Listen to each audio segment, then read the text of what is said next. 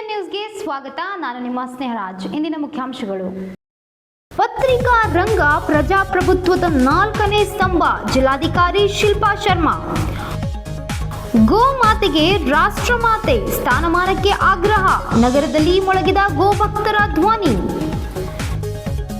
July 29ಕ್ಕೆ Siddharudha ಮಠದಲ್ಲಿ ಗುರು ಪೂರ್ಣಿಮೆ. ಪ್ರಜಾಪ್ರಭುತ್ವ ವ್ಯವಸ್ಥೆಯಲ್ಲಿ ಪತ್ರಿಕಾ ರಂಗವು 4ನೇ ಸ್ತಂಭವಾಗಿ ಮಹತ್ವದ ಪಾತ್ರ ವಹಿಸುತ್ತಿದ್ದು, ಸಮಾಜದ ಅಂಕು ಡೊಂಕುಗಳನ್ನು ತಿದ್ದುವ ಜೊತೆಗೆ ಸರ್ಕಾರ ಮತ್ತು ಜನರ ನಡುವೆ ಸೇತುವೆಯಾಗಿ ಕಾರ್ಯನಿರ್ವಹಿಸುತ್ತಿದೆ ಎಂದು ಜಿಲ್ಲಾಧಿಕಾರಿ ಶಿಲ್ಪಾ ಶರ್ಮಾ ಅವರು ಹೇಳಿದ್ದಾರೆ. ಕರ್ನಾಟಕ ಕಾರ್ಯನಿರತ ಪತ್ರಕರ್ತರ ಸಂಘ ಹಾಗೂ ವಾರ್ತಾ ಮತ್ತು ಸಾರ್ವಜನಿಕ ಸಂಪರ್ಕ ಇಲಾಖೆ ಬೀದರ್ ಇವರ ಸಂಯುಕ್ತಾಶ್ರಯದಲ್ಲಿ ನಗರದ SR ಫಂಕ್ಷನ್ ಹಾಲ್ನಲ್ಲಿ ಪತ್ರಿಕಾ ದಿನಾಚರಣೆ ಅಂಗವಾಗಿ ಆಯೋಜಿಸಿದ ಪತ್ರಕರ್ತರ ಮಕ್ಕಳಿಗೆ ಪ್ರತಿಭಾ ಪುರಸ್ಕಾರ ಹಾಗೂ ಸಂಘದ ಸದಸ್ಯರಿಗೆ ಗುರುತಿನ ಚೀಟಿ ವಿತರಣೆ ಕಾರ್ಯಕ್ರಮವನ್ನು ಉದ್ಘಾಟಿಸಿ ಅವರು ಮಾತನಾಡಿದರು. ಪತ್ರಕರ್ತ ವೃತ್ತಿ ಅತ್ಯಂತ ಜವಾಬ್ದಾರಿಯುತ ವೃತ್ತಿಯಾಗಿದೆ. ಸಮಾಜದಲ್ಲಿನ ಜನರ ಸಮಸ್ಯೆಗಳನ್ನು ಬೆಳಕಿಗೆ ತಂದು ಅವುಗಳ ಬಗ್ಗೆ ಸರ್ಕಾರದ ಗಮನ ಸೆಳೆಯುವ ಮೂಲಕ ಸಮಸ್ಯೆಗಳ ಪರಿಹಾರಕ್ಕೆ ಪತ್ರಕರ್ತರು ಸಹಕಾರಿಯಾಗುತ್ತಿದ್ದಾರೆ. ಜನರ ಧ್ವನಿಯಾಗಿ ಕಾರ್ಯನಿರ್ವಹಿಸುವ ಪತ್ರಿಕಾ ರಂಗದ ಜವಾಬ್ದಾರಿ ಅತ್ಯಂತ ಮಹತ್ವದಾಗಿದೆ ಎಂದು ಅವರು ಹೇಳಿದರು. ಕರ್ನಾಟಕ ಕಾರ್ಯನಿರತ ಪತ್ರಕರ್ತರ ಸಂಘದ ರಾಜ್ಯಾಧ್ಯಕ್ಷ ಶಿವಾನಂದ ತಗೋಡೂರು ಮಾತನಾಡಿ, ಪತ್ರಕರ್ತರು ತಮ್ಮ ಹರಿತವಾದ ಲೇಖನ ಹಾಗೂ ವಸ್ತುನಿಷ್ಠ ವರದಿಗಳ ಮೂಲಕ ಜನರ ನಂಬಿಕೆ ಮತ್ತು ವಿಶ್ವಾಸವನ್ನು ಗಳಿಸಬೇಕು. ಪತ್ರಿಕೋದ್ಯಮದಲ್ಲಿ ವಾಸ್ತವಾಂಶ, ನಿಖರತೆ ಮತ್ತು ವಸ್ತು ನಿಷ್ಠತೆ ಹೆಚ್ಚಿನ ಆದ್ಯತೆ ನೀಡಬೇಕು ಎಂದು ಸಲಹೆ ನೀಡಿದರು. ಕಾರ್ಯಕ್ರಮದಲ್ಲಿ ಸಂಘದ ಜಿಲ್ಲಾಧ್ಯಕ್ಷ ಆನಂದ್ ದೇವಪ್ಪ ಪ್ರಾಸ್ತಾವಿಕವಾಗಿ ಮಾತನಾಡಿದರು. ಇದೇ ಸಂದರ್ಭದಲ್ಲಿ SSLC ಹಾಗೂ ದ್ವಿತೀಯ PUC ಪರೀಕ್ಷೆಯಲ್ಲಿ ಉತ್ತಮ ಅಂಕಗಳೊಂದಿಗೆ ತೇರ್ಗಡೆಯಾದ ಪತ್ರಕರ್ತರ ಮಕ್ಕಳನ್ನು ಶಾಲು ಹೊದಿಸಿ ಸನ್ಮಾನಿಸಿ ಪ್ರತಿಭಾ ಪುರಸ್ಕಾರ ನೀಡಲಾಯಿತು. ಸಂಘದ ಸದಸ್ಯರಿಗೆ ಗುರುತಿನ ಚೀಟಿಗಳನ್ನು ವಿತರಿಸಲಾಯಿತು.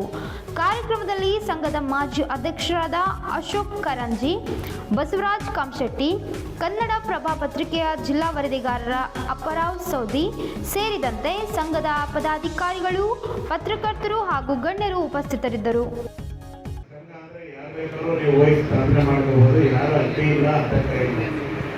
ಇವತ್ತು ನಿನ್ನೆ ಅಥವಾ ಮುಂದಕ್ಕೂ ಕೂಡ ಸ್ಥಾಪನೆ ಮಾಡ್ಕೊಳ್ಳೋಕ್ಕೆ ಅವಕಾಶ ಇದೆ, ಇಲ್ಲ ಅಂತಿರಲ್ಲ. ಆದರೆ ಒಂದು ಹೆಣ್ಣನ್ನು ಕೊಡುವಾಗ ಅವರ ಮಂಥನವನ್ನು ನೋಡ್ತೀವಿ. ಅವರಪ್ಪ ಹೇಗೆ, ಅಜ್ಜ ಹೇಗೆ, ತಾತ ಹೇಗೆ, ಅವ್ರ ಪರಂಪರೆ ಹೇಗೆ ಅಂತ. ಹಾಗೆ ಒಂದು ಸಂಬಂಧವನ್ನು ಬೆಳೆಸುವಾಗಲೂ ಕೂಡ 16 ಬಾರಿ ವಿಚಾರ ಮಾಡ್ತೀವಿ. ಹಾಗೆ ಈ ಪತ್ರಕರ್ತರ ಸಂಘಟನೆಗಳಲ್ಲಿ ಹೋಗುವಾಗಲೂ ಕೂಡ ಯೋಚನೆಯನ್ನು ಮಾಡಿ ಹೆಜ್ಜೆ ಇಡಬೇಕಾದಂಥದ್ದು ನಮ್ಮ ಕರ್ತವ್ಯ ಕೂಡ ಇದೆ. ಹಾಗಾಗಿ ಇವತ್ತು ಇದು ಇಂದು ನಿನ್ನೆ ಸ್ಥಾಪನೆ ಮಾಡಿದಂಥ ಸಂಘಟನೆ ಅಲ್ಲ. 1932ರಲ್ಲಿ ಇಲ್ಲಿ ಗುಡ್ಡಪ್ಪನವರು ಹುಟ್ಟಾಗ್ತಂಥ ಈ ಸಂಘಟನೆ ಅಲ್ಲಿಂದ ಇಲ್ಲಿವರೆಗೂ ನಿರಂತರವಾಗಿ ನಡೆಸ್ಕೊಂಡು ಬಂದಿದ್ದು.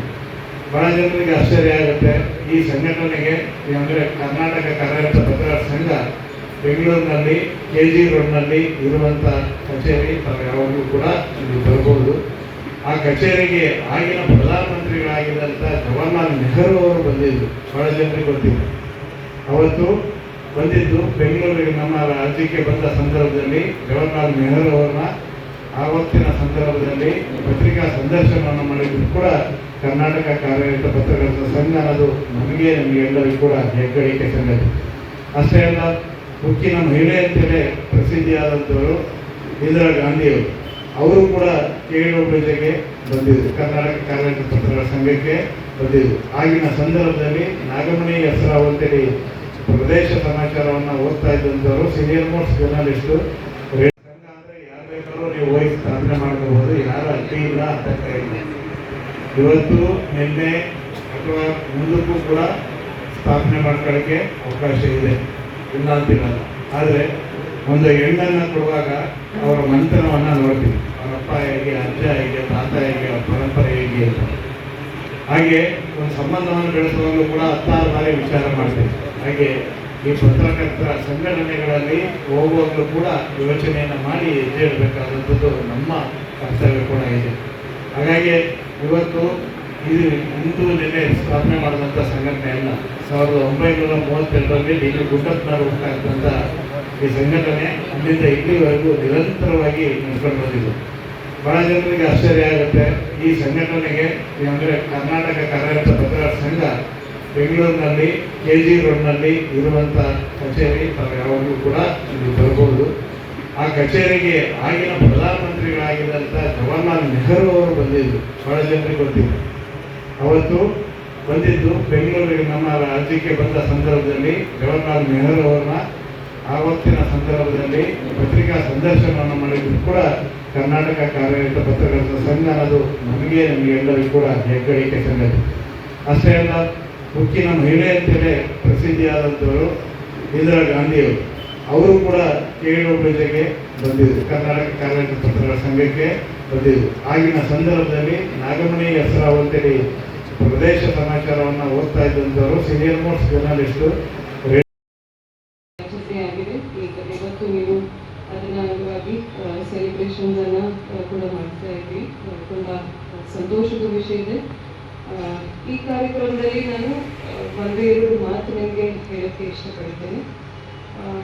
ನೀವೆಲ್ಲರಿಗೂ ಗೊತ್ತಿದ್ದಂಗೆ ನಮ್ಮ ದೇಶದಲ್ಲಿ ಡೆಮೋಕ್ರಸಿದು ಎಷ್ಟು ಪಿಲ್ಲರ್ಸ್ ನಾವು ಹೇಳ್ತೀವಿ?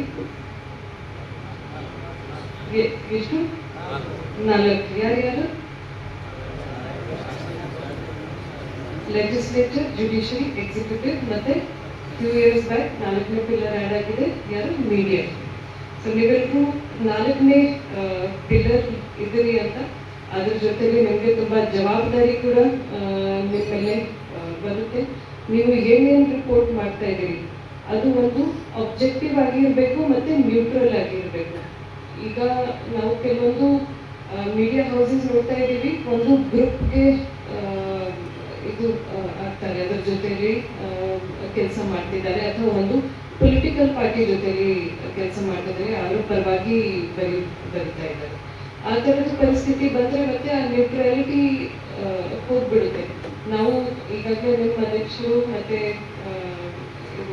ಶಶಿಕಾಂತ್ ಅವರು ಹೇಳಿದ್ದಾರೆ, ಜನ ನಂಬ್ತಾರೋ ನಂಬಲ್ಲ ಅಂತ.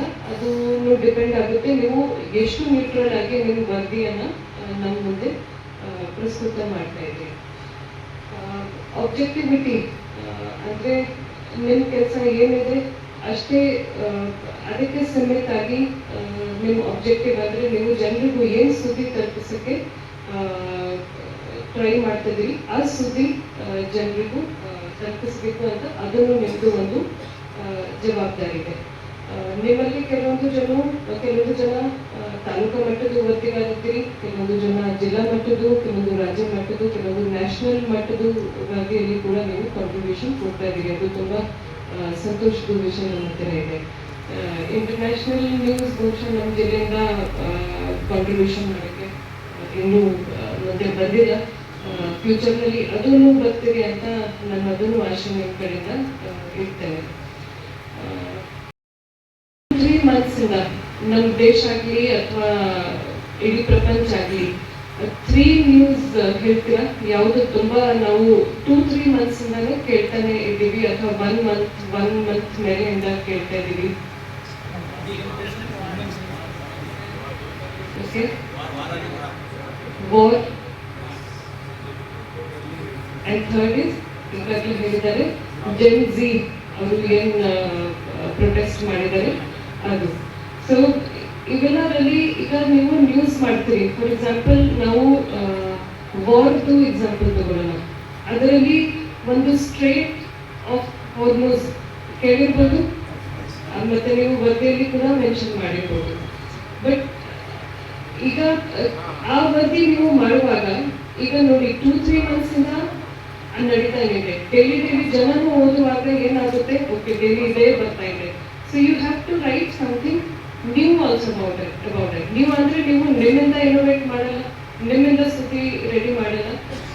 ಅದರಲ್ಲಿ ಜಸ್ಟ್ ಒಂದು ಅಡ್ವೈಸ್ ಆರ್ ಸಜೆಷನ್ ಇದೆ. ಗೋಮಾತೆಗೆ ರಾಷ್ಟ್ರಮಾತೆ ಸ್ಥಾನಮಾನ ನೀಡಬೇಕು ಎಂದು ಆಗ್ರಹಿಸಿ ಸೋಮವಾರ ನಗರದಲ್ಲಿ ಗೋಭಕ್ತರು ಬೃಹತ್ ಜಾಗೃತಿ ಶೋಭಾಯಾತ್ರೆ ನಡೆಸಿದರು. ನಗರದ ದೇವಿ ಕಾಲೋನಿಯ ದೇವಿ ಮಂದಿರದಿಂದ ಆರಂಭವಾದ ಶೋಭಾಯಾತ್ರೆ ಪ್ರಮುಖ ರಸ್ತೆಗಳಲ್ಲಿ ಸಂಚರಿಸಿ ಜಿಲ್ಲಾಧಿಕಾರಿ ಕಚೇರಿಗೆ ತಲುಪಿತು.